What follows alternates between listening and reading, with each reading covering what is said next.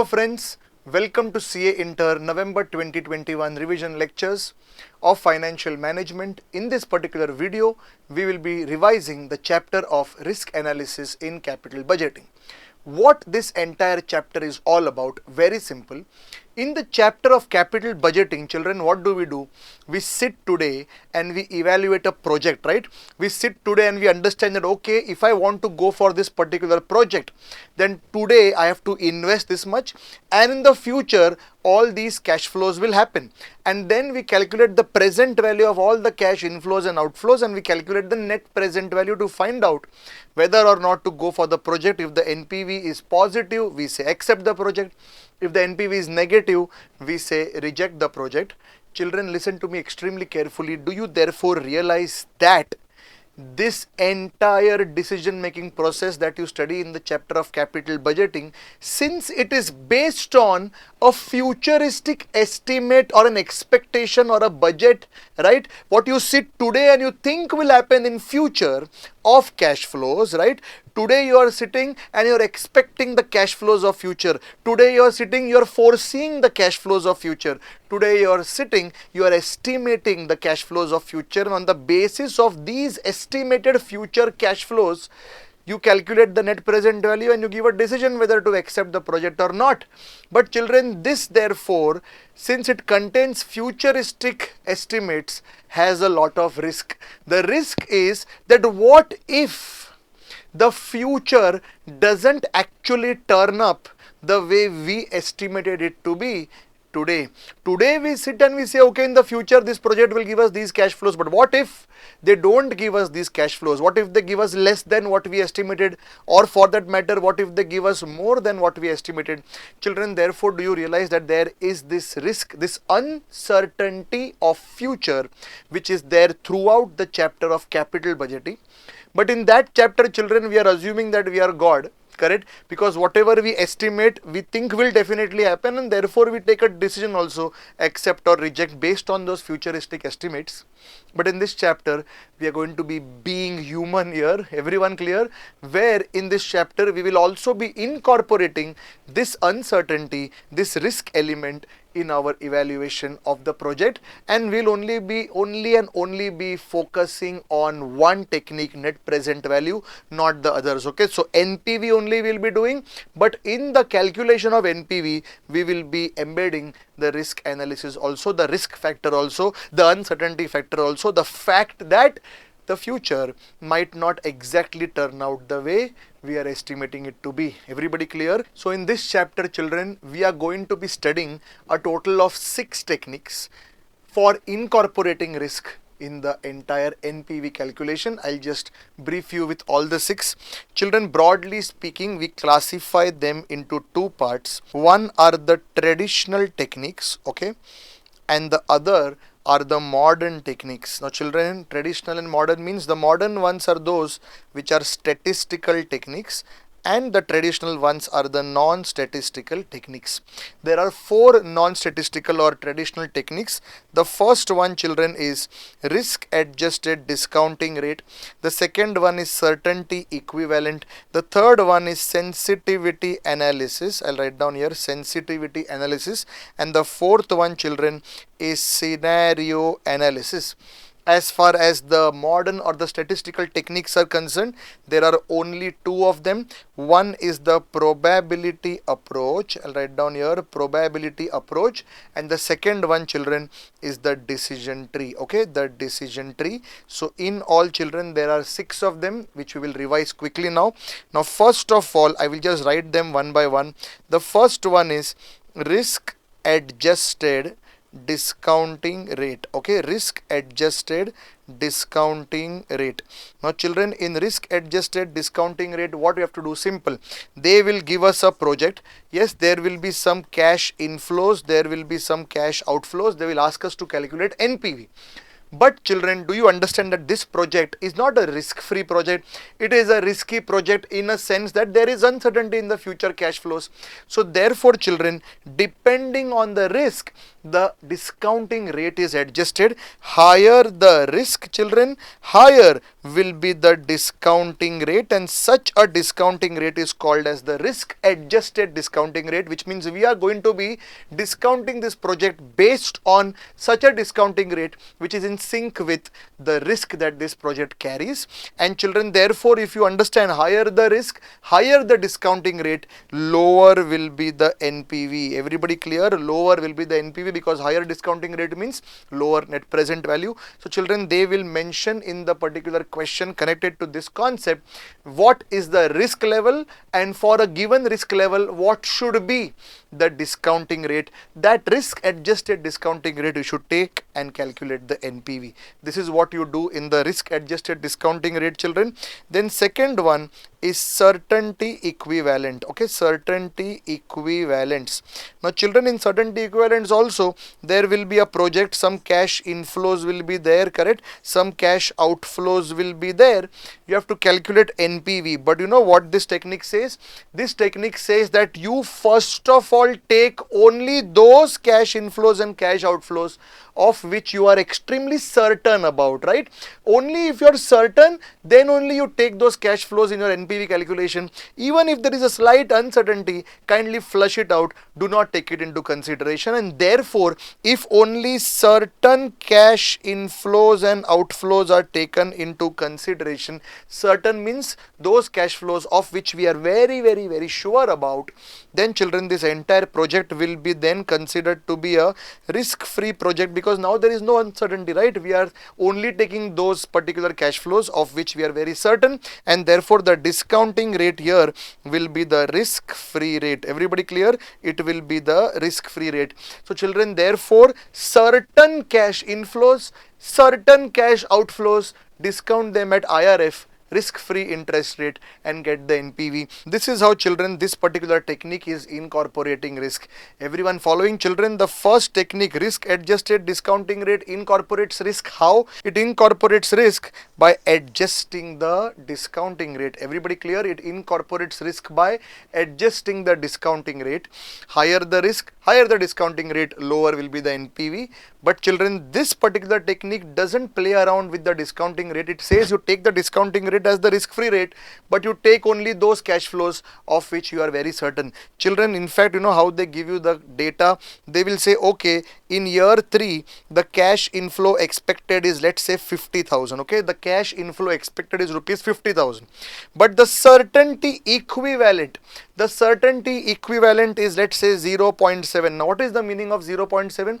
Certainty equivalent means out of every 1 rupee, how much rupees you are very certain. So if 0.7 is the certainty equivalent, means for every 1 expected rupee of cash flow, I am certain of only 0.7. So children, do you realize, out of 50,000, the certain cash inflow is 35,000 only. Everybody clear? 50,000 into 0.7, 35,000, and these certain cash inflows of every year will calculate by multiplying the certainty equivalent to the cash inflow or cash outflow, and then we'll multiply this by the discounting factor of the risk-free rate to find out the present value and then the net present value. Everybody clear? So this is as far as certainty equivalent is concerned. Then children, we have got the third technique called as sensitivity analysis. Okay, sensitivity analysis. Now children, what is sensitivity analysis? Please understand. Sensitivity analysis means they will give you a full-fledged project. Normal NPV you should first of all calculate. Okay, normal NPV, once you calculate that NPV, children, will be called as your base NPV. Okay, it will be called as your base NPV. Now children, in the calculation of NPV, there are various factors, right? The factors are factors like initial cost, selling price per unit, variable cost per unit, fixed cost per annum, the number of units sold, life, salvage at the end, cost of capital, which is the discounting rate. Children, do you realize all these various factors, they accumulate into the calculation of your normal NPV, which we are going to take as the base NPV. Then what we say? Okay, what if one of these factors adversely change? Okay, what if one of these factors adversely change? Let's say, children, selling price per unit. Now selling price per unit adversely changing means it drops, right? Because for us, if selling price per unit increases, it's a favorable change. We are right now talking about the adverse change. So we will say, okay, if selling price per unit drops by children, let's say 10%, then what will be the NPV? Then children, we will have to recalculate the NPV, correct? We'll recalculate the NPV. Everybody clear? And then we will say that, okay, if selling price per unit drops by 10%, the NPV drops from this NPV to this NPV, and you will get a NPV percentage drop also, right? That with a 10% drop in selling price per unit, NPV is dropping by how much percent, that you can get. Then children, the question will say, okay, recalculate NPV if some other variable adversely changes. Let's say variable cost per unit. Children, for variable cost per unit to adversely change means we are talking about an increase, a possible rise in the variable cost, because a drop in the variable cost will be a favorable variance for us. We are talking of an adverse variance. So children, we will again say, okay, if variable cost per unit increases by 10%, children, when you are doing this, I hope you understand, you are keeping all other factors constant as the base NPV, right? We are not doing both cumulative, that okay, you change selling price per unit as 10% drop, then on top of that variable cost 10% increase. No, one at a time, one factor change at a time. So if the normal NPV is there, just change the selling price per unit by 10% and recalculate the NPV. Then again go back to the normal original NPV with the original selling price per unit, then only change one another, that is the variable cost per unit, and then you will be able to pinpoint that for a given change in a particular factor, NPV is reacting how much percent to that particular factor alone, and therefore don't cumulate the changes, which means don't do both of them together. You should do one at a time. Children, do you realize here also you will be able to find out NPV percentage drop how much, right? And children, with that, whatever factors they give in the particular question, you have to keep checking that for those factors NPV is dropping by how much percent, and then you will be able to find out NPV is most sensitive to which factor. Children, that factor to whom NPV is most sensitive to will be your final answer in case they ask you which factor is impacting the NPV most, or NPV is most sensitive to which factor. Everybody clear? You have to simply check the percentage drop in NPV to an adverse change in a particular factor for each of the factors. Everyone clear? This is what is called as the sensitivity analysis. Then children, fourth we have something called as the scenario analysis. Okay, we have the scenario analysis. Children, in scenario analysis, what they will say? They will say, okay, if you put your initial investment in a project, there are, let's say, 4 different scenarios that can happen. Scenario 1 can happen, scenario 2 can happen, scenario 3 can happen, scenario 4 can happen. Just giving example, let's say scenario 1 is winter, scenario 2 is summer, scenario 3 is autumn, scenario 4 is rainy. So children, if winter happens, then the cash flows will be different. If summer happens, then the cash flows will be different. If autumn happens, the cash flows will be different. If rainy season happens, the cash flows will be different, and therefore you will get NPV for each of these scenarios. And that's the end of the answer. Okay, nothing much to do here. Whatever scenarios they give, simply calculate the NPV for each scenario, and that's the end of the answer, right? You will get multiple NPVs based on the multiple scenarios given. So with that, children, we complete the discussion to scenario analysis, and with that we complete the discussion to all the traditional non-statistical techniques. Moving on, children, now to the statistical techniques. The first one under statistical technique is the probability approach. Okay, the probability approach. Children, in probability approach, what is there? You have simply 2 formulas. Okay, very simple formulas. One is the mean, okay, or the expected return or expected cash inflow, which we call as X bar. The formula, children, is summation P into X. Basically, you have to make a table in which there will be one column called as P into X, probability into the outcome, and the summation of that, children, is the mean or the expected return, expected cash flow. And the risk, children, okay, the risk is calculated as the standard deviation, okay, standard deviation, which is denoted as sigma, and which is calculated as summation of P x minus x bar the whole square the whole under root. Everybody clear? If you don't press the root sign, what you have inside is the variance, but if you press the root sign, you get the sigma. So for a particular project, if you want to know what is the risk here, the quantification of risk, this is that answer. Standard deviation gives you a value to that risk, and with that you will be able to understand which project has how much risk. Everybody clear? For this, children, you make a table in which you have the columns as the probability, then you have the x means basically the outcomes, right? So I might say that there is a 20% chance that the outcome will be rupees 1 lakh in a particular year. There is a 30% chance that the outcome will be 50,000 in a particular year. There is, let's say, children, 40% chance that the outcome will be 90,000 in a particular year, and balance there is a 10% chance that the outcome will be 10,000 in a particular year. Children, this is P, this is X. I want to find out on an average what is my possible outcome. I will make a column P into X, and children, this total is the summation Px. Everybody clear? Which is nothing but your average, the X bar. And then for finding out the risk in that, risk means the uncertainty, right? The uncertainty, the possible deviation from this X bar, we make a column like this, X minus X bar the whole square, and then we multiply it by P, right? So whatever the X bar is there here, 1 lakh minus X bar into equal to, that is the whole square, into 0.2 comes here. Then 50,000 minus X bar into equal to into 0.3 comes here, and so on, children. The total of this, okay, the total of this, children, is your variance. Okay, total is variance. If you simply press a root sign on it, you will get the sigma of X. Everybody clear? This becomes the risk. Is the story clear till here? So children, this is as far as the probability approach is concerned. The last one, children, is the decision tree. Okay, the last one is the decision tree. Now children, decision tree is a combination of scenario analysis and probability approach. I will tell it to you how. See, in decision tree they will say what? That in year 0, that is today, let's say you have to invest 1 lakh rupees in a project.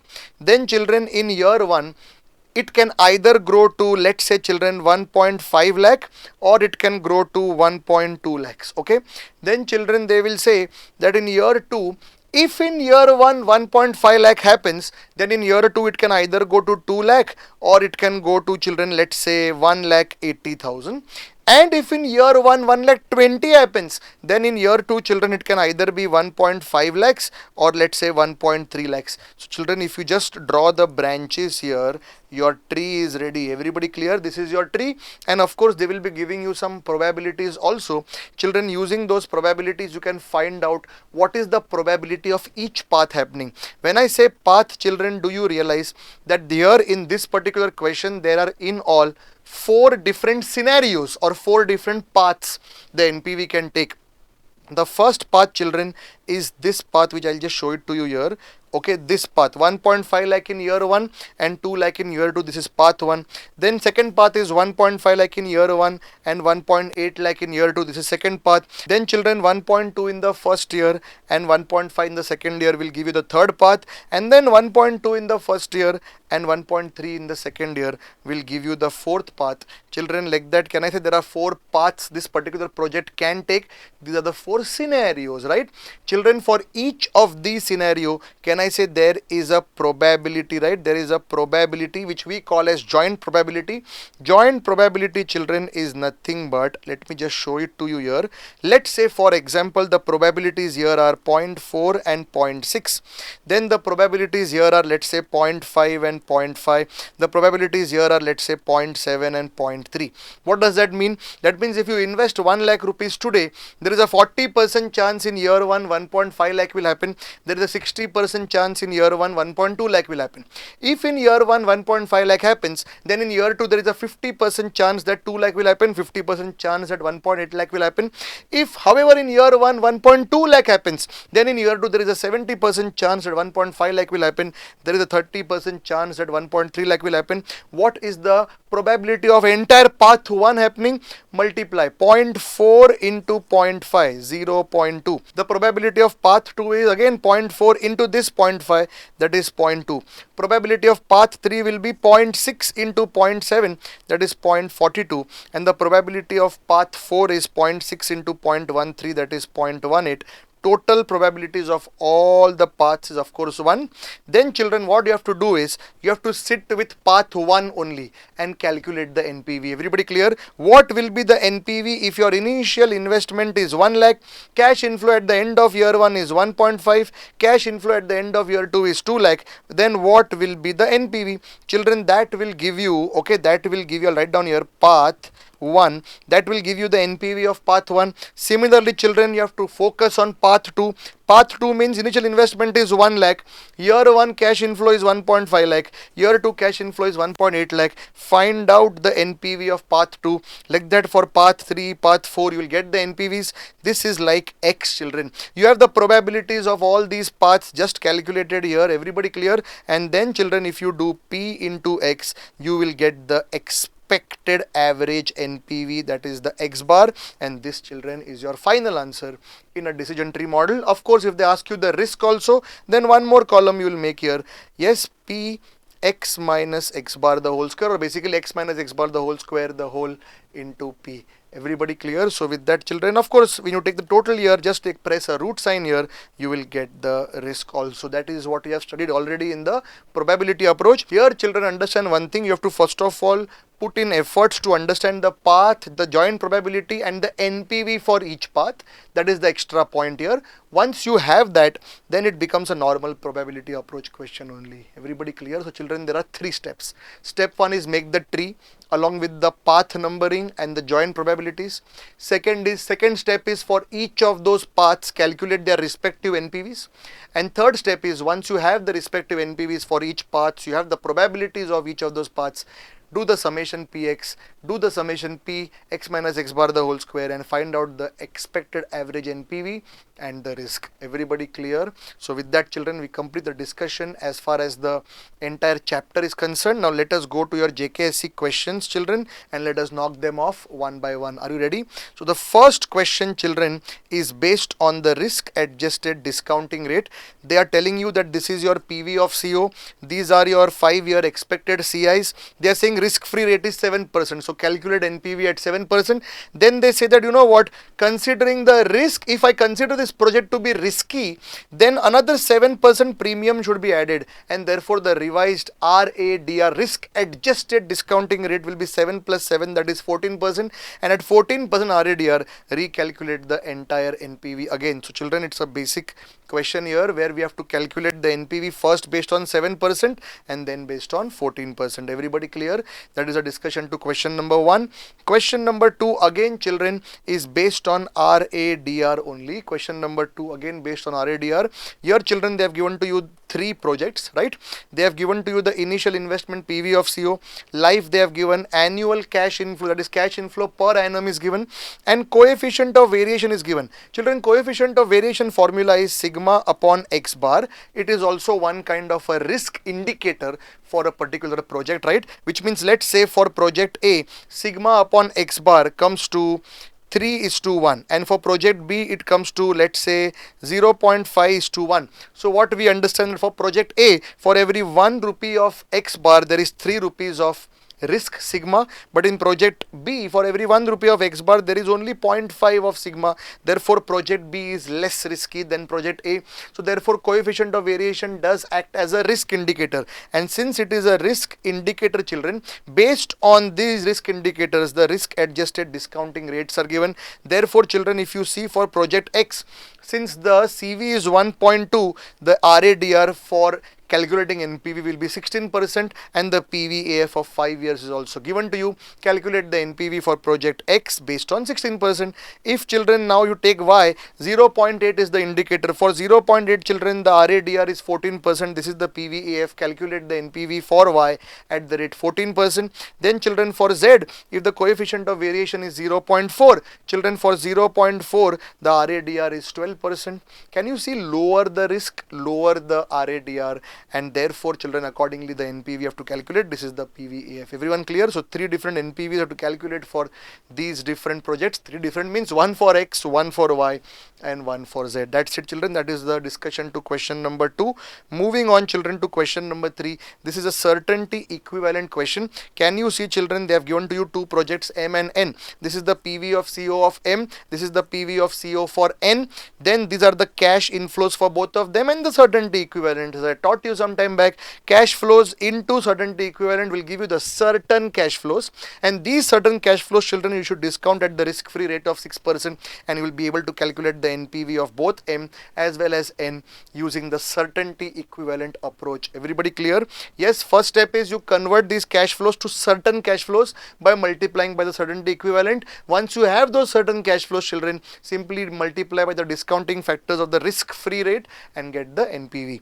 This was point number 1. Point number 2 children, they are saying that if you use RADR, risk adjusted discounting rate, then according to RADR, which of these 2 projects will be considered as more risky, and therefore which of these 2 projects will have a higher discounting rate. Children, we know one thing, that if I am going to use RADR technique, then that project in which the certainty levels are low, yes, will be considered as those having higher risk, and therefore their RADR will be higher. That's what they're asking. If RADR is used, which project would be evaluated with a higher rate? Children, if you simply take the total of certainties here, yes, this one and this one, you will realize that the total certainty equivalent of project N is greater than that of N, right? If you simply take total 0.8 plus 0.7 plus 0.5 on one side and 0.9 plus 0.8 plus 0.7 on another side, children, the total certainty equivalent of both, if you calculate, the one of N will be more than that of M, and therefore we understand that in N there is more certainty. Everybody clear? There is more certainty, and therefore there is less risk. In M compared to N, there is less certainty and therefore more risk, and therefore M should be evaluated with a higher discounting rate since the risk is higher. Everybody clear? That is a discussion to question number 3. Moving on to children, question number 4. This is a sensitivity analysis question. First of all, calculate the base NPV. Children, for base NPV, can you see there is a PV of CO, initial cost, then all this data children is given to you for calculating the cash flows after tax. You can easily find out children, yes, using the discounting rate of 6%, you can easily find out for 3 years the base NPV. Then they are saying find the impact on the project's NPV of a 2.5% adverse variance in each variable. Which variable is having maximum effect? So one by one we'll take. If initial cost adversely changes by 2.5%, how much percent NPV is dropping? If unit sales adversely change by 2.5%, how much percent NPV is dropping? Like that for each variable children, we have to keep recalculating the NPV and finding out to which variable change NPV is dropping by how much percent, and maximum it is reacting to how much, to that variable to whom NPV reacts the maximum, right? For a 2.5% change in a particular variable, if NPV's drop percentage is maximum, we will say NPV is most sensitive to that particular variable. That variable is having maximum effect on the NPV. Everybody clear? This is question number 4. Children, question number 5 is very similar to question number 4. Based on sensitivity analysis, they have given to you the initial investment, PV of CO, annual cash inflow, life and cost of capital, and they are saying that only 3 factors, initial project cost you adversely change, okay, by 10%, then annual cash inflow you adversely change by 10%, and cost of capital you adversely change by 10%. Just change one at a time these 3 and recalculate the NPV 3 more times basically, right? One is the base NPV and then these 3 sensitivity NPVs, and then children you have to find out that NPV is most sensitive to which one of these 3. Very similar children to question number 4. Moving on children to question number 6. This is a scenario analysis question. Scenario analysis means they are saying that see, 1400 rupees in thousands, okay, is the PV of CO. Then there are these three possible scenarios. Children, using these cash inflows, find out the NPV. This is one scenario. Then these three cash inflows, second scenario, recalculate the NPV. Then this is another scenario, recalculate the NPV. Everybody follow what I'm trying to say, and three different NPVs you will get. That's it. Then children, they are saying that also recalculate the NPV once more, fourth time.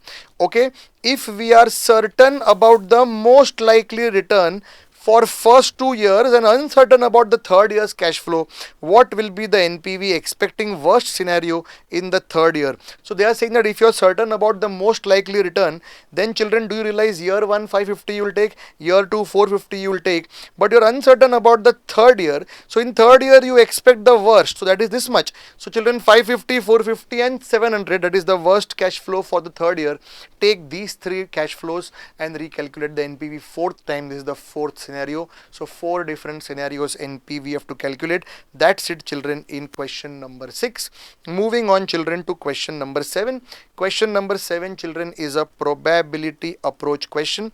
They are saying there are two projects, A and B. This is the discounting rate, this is the initial investment. They are saying calculate the expected NPV for each project. Which project is preferable? Children, here the assumption is that life is 1 year only, and at the end of year 1, project A can either give 8,000 or 10,000 or 12,000 or 14,000 or 16,000. Children, the probabilities are given. Can I say this is like X, this is like P? If you do summation PX, you will get one average expected cash inflow at the end of the year, correct? And once you get that X bar, children, that is the one average cash inflow at end of year, simply multiply by discounting factor of first year, you will get the present value, because children, this is the expected cash inflow at the end of year 1, right? These are all expected cash inflows at end of year 1 with their probabilities. We found out that average, and then that average, children, we will multiply by the discounting factor for 1 year to find PV of CI minus PV of CO 10,000 will give you the NPV for project A, and similarly you have to calculate for project B. This was as far as question number 7 was concerned. Then children, question number 8 is again a question on probability approach only. Here, however, there is not 1 year but 3 years, okay, year 1, year 2 and year 3. Children, can I say in year 1, at end of year 1, the project can give you a cash inflow of this or this with these probabilities. Can I say you will get one X bar at the end of year 1 by doing summation PX? Similarly, by using these two, you will get the X bar, that is the expected average cash flow at the end of year 2, and using this data you will get the X bar, the expected average cash flow at the end of year 3. So at the end of years 1, 2 and 3, you will get the 3 average expected cash flows. Children, discount them at the rate 10%, you will get the PV of CI minus PV of CO, you will get the NPV. So children, this was the discussion as far as question number 8 was concerned, where you have to do the calculation 3 times, one for year 1 to find one average of year 1, then for year 2 to find one average of year 2, and then for year 3 to find one average for year 3. These 3 cash inflows are the average expected cash inflows at the end of year 1, 2 and 3. Discount them, children, at the rate 10% to find present value of cash inflow minus 10,000. You will get the NPV. Everybody clear? Then moving on to question number 9, children, this is also a probability question. Okay, there are two projects given to you, A and B. This is the PV of CO for both of them. Then children, directly they have given to you NPV estimates only, which means they are saying that this project can give you an NPV of this or this or this or this with these probabilities. If you do the summation PX, directly X bar you will get is the average NPV only, because these are not cash flows only, right? These are net present values. So the net present values probabilities are given to you, and if you multiply them, children, you will get the average net present value for project A and for project B. That is point number 1. Then children, they're asking you to calculate the risk. Okay, so you have the X, you have the P, one more column you should make, right? The column will be P into X minus X bar the whole square, and using that, children, you can find out the risk, that is the sigma for both the projects. Then they're asking you to compute the profitability index. Children, once we have the net present value, we have the PV of CO given here. Can I say PV of CO plus net present value will give you PV of CI, and that PV of CI divided by PV of CO will give you the profitability index. That is point number 3. And point number 4, they're asking which project do you recommend. Children, whichever project will give you the higher expected NPV with a lower risk, or at least same NPV with a lower risk, we will go for that. Everybody clear? So that was as far as question number 9 was concerned.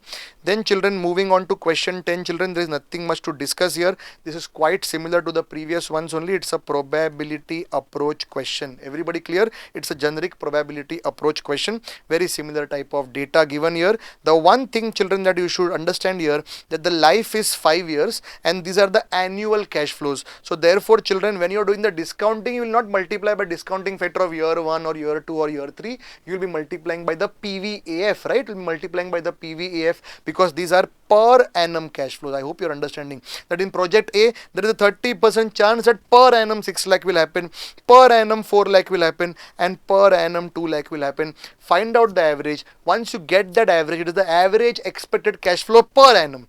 So for NPV multiplied by PVAF, right? And you will get the annuity factor, right? You will get the present value of cash inflow minus present value of cash outflow will give you the NPV. A very basic question on probability approach. Moving on, children, to question number 11.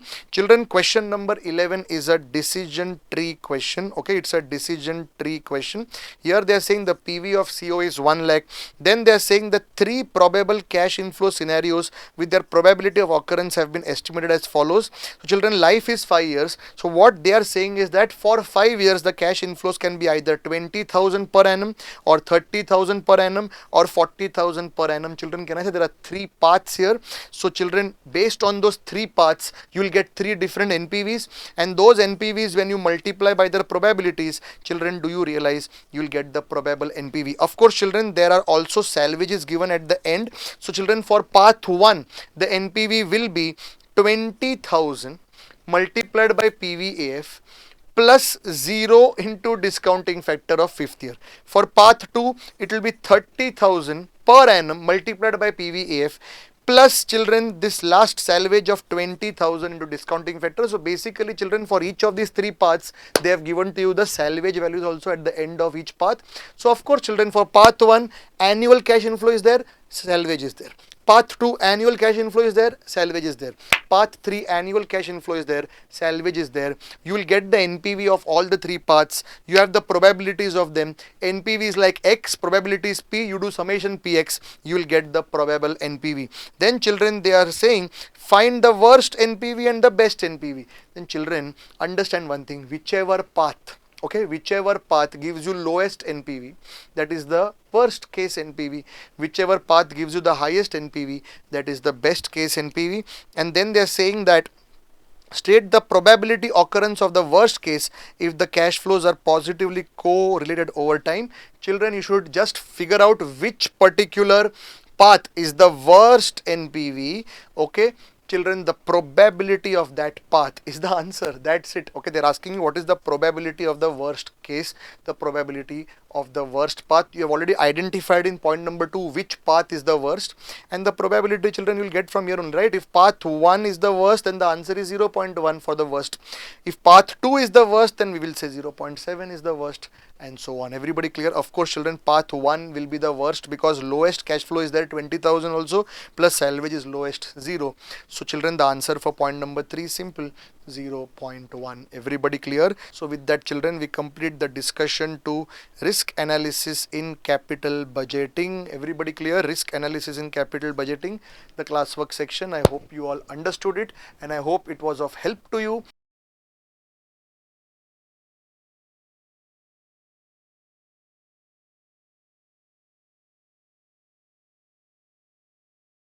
Hello friends, welcome to a new question based on this concept of sensitivity analysis.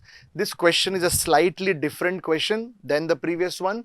Children, I first of all request everyone to pause the video and read the question carefully, and then we'll start. Please start.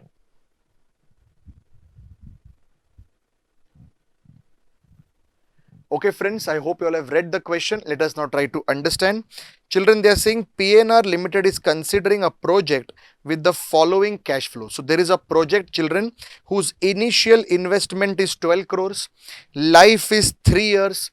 In these 3 years, children, the savings, basically the cash inflows are given to you, and the running costs, basically the cash expenses are given to you. The cost of capital is 12%. Then about sensitivity, children, we will read later, we'll discuss at the end of this video. The present value factors are given to you, children. For 12% discounting factors are given. Determine the factor which is the most sensitive to affect the acceptability of the project. Children, do you all understand that we need to first of all calculate the base NPV, right?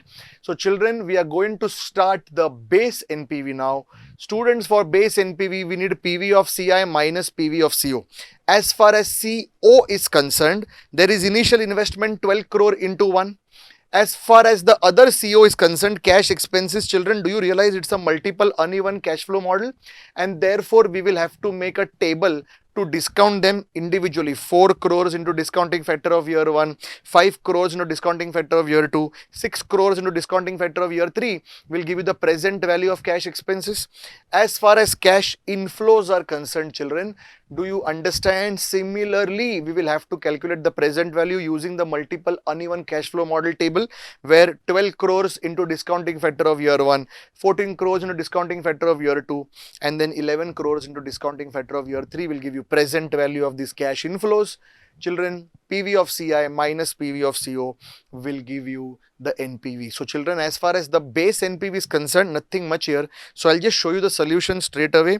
Children, this is the calculation of the base NPV. Yes, PV of CI minus PV of CO.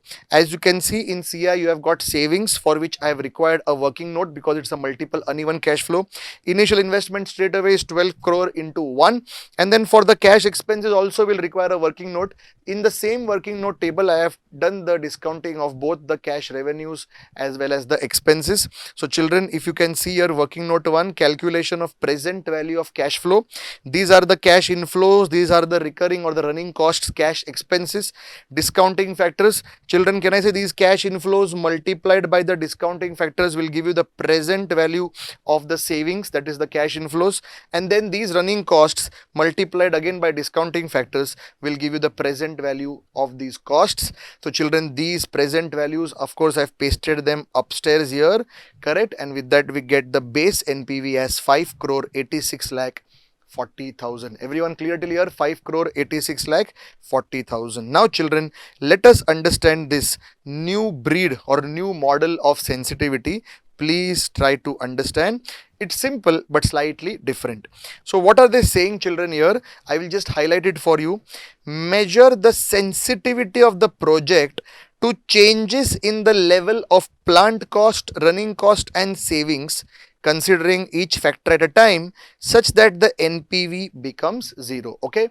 Now what is this such that NPV becomes 0 means what? Let me explain that to you. First of all, children, let us discuss about the plant cost. Children, here can I say the plant cost, the initial investment is 12 crore. Are you all there with me? The initial investment is 12 crores. Now, do you understand that if I want to bring this NPV down to 0, okay, I need to increase the plant cost. Children, can I say that the plant cost needs to increase by exactly 5 crore 86 lakh 40,000. Everyone clear? So children, see here what I'm writing here. Okay, I'll write down here measuring sensitivity. Okay, measuring sensitivity or calculation of sensitivity. Please pay attention. Current NPV is rupees 5 crore 86 lakh 40,000, correct? Current NPV is rupees 5 crore 86 lakh 40,000. For NPV to drop down to 0, as these people are saying here, so that the NPV becomes 0, correct? For NPV to drop down, okay, to 0, can I say, children, NPV should reduce, correct, by exactly rupees 5 crore 86 lakh 40,000. Is this clear to you? Now children, if I want to talk about plant cost, children, do you realize that if I want to bring the NPV down to 0, plant cost, if I see it independently, one factor at a time, plant cost should increase by rupees 5 crore 86 lakh 40,000 from its current level of rupees 12 crore. Everybody clear? From its current level of 12 crore, if it rises by 5 crore 86 lakh 40,000 children, can I say the NPV will become 0? So therefore, percentage increase in plant cost to bring NPV down to 0 is, children, from 12 crore you need to increase it, correct, by 58640. So children, do you realize 5 crore 86 lakh 40,000 increase we need from a base level of 12 crore, and if I calculate the percentage, 586 40,000 divided by 12 crore as a percentage, children, do you realize we need the initial investment to rise by 48.87%. Everybody clear? 48.87%, which means if my initial investment goes up by 48.87%, can I say NPV will be wiped off? NPV will become 0. Everybody clear till here? Now children, let us talk about point number B, which is the next variable they're talking about, running cost. So I'll write down here running cost. Children, do you realize that the running cost, okay, current present value, okay, current present value is how much of the running cost?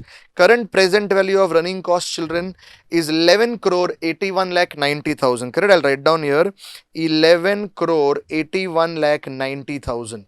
So children, do you realize that if I take one factor at a time, I'm talking of running cost only, if I want the NPV to come down to 0, do you realize running cost, the present value of running cost has to increase obviously by 5 crore 86 lakh 40,000. Everybody clear? If the present value of running cost goes up by 5 crore 86 lakh 40,000, NPV will come to 0. So therefore children, percentage increase in present value of running cost to bring NPV down to 0 will be 5 crore 86 lakh 40,000 divided by 11 crore 81 lakh 90,000 into 100. So on the calci, children, 58640 divided by 118190, children, this comes to 49.62%. Everybody clear? 49.62%. So if the present value of my running costs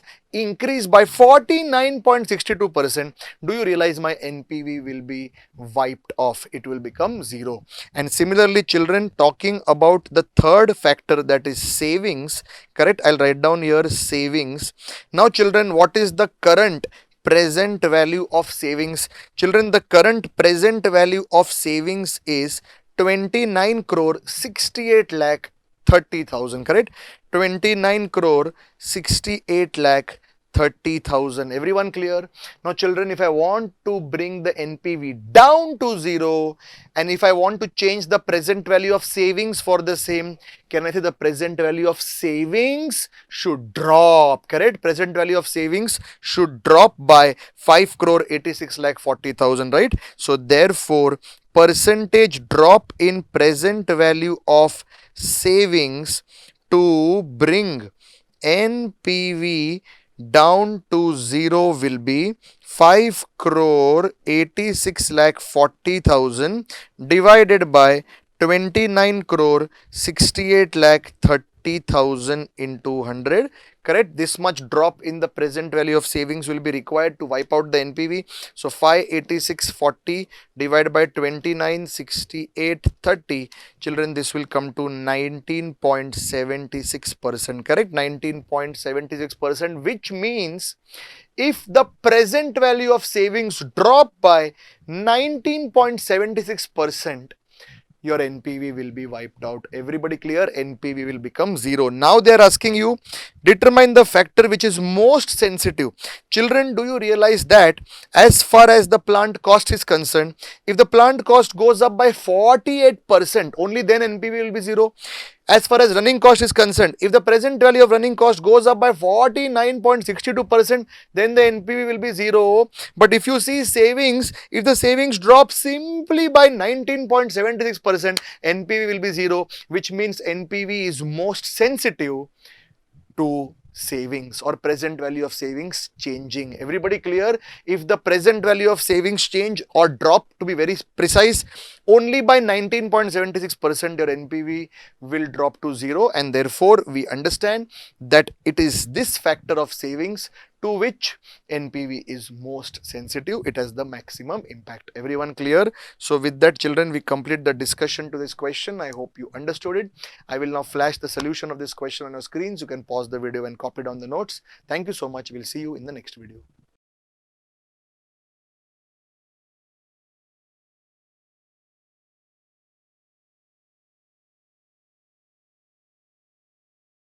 Children, I wish you all the best for your exams. See you. Take care. Bye bye.